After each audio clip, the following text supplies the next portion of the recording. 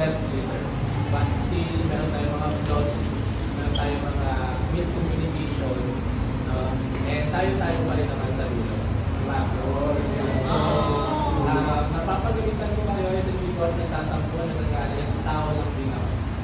Okay? So lahat tayo ay merong kanya-kanyang personality.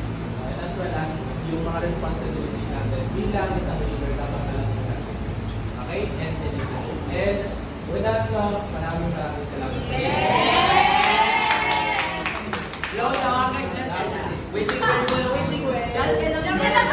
Dapat nakakapit siya. I-blow mo yan siya dyan.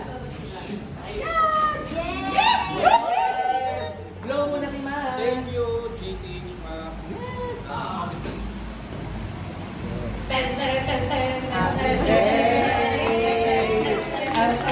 May alay din kami sa'yo.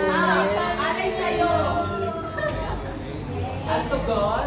Bayaran mo yan, sir, ah. Dami. Maraming salamat sa inyo. Yay! Magkaiba na tayo.